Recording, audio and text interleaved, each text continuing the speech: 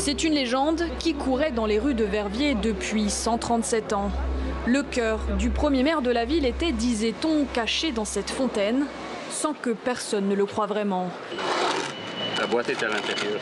Mais le 20 août dernier, en plein travaux de rénovation, des ouvriers font une incroyable découverte.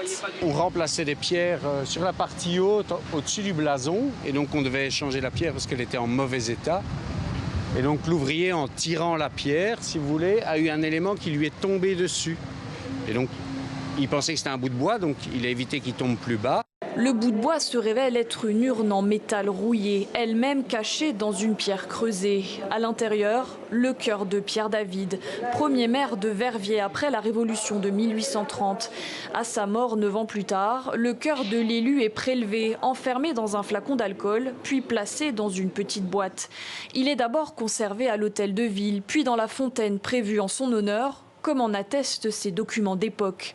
Pourtant, beaucoup refusaient d'y croire. Quand j'ai vu la boîte, c'est vraiment l'émotion de dire qu'on tenait au creux de la main le cœur du premier bourgmestre de Verviers, mort en 1839, nous sommes quand même en 2020, et que ben voilà, la vérité historique allait pouvoir de nouveau être établie, et cela va permettre aux Verviétois de se réapproprier aussi un pan de leur histoire. Aussitôt retrouvé, aussitôt exposé au musée des Beaux-Arts de Verviers. Par respect pour le défunt et sa famille, la relique restera scellée. Une fois les travaux terminés, elle retournera au cœur de la fontaine.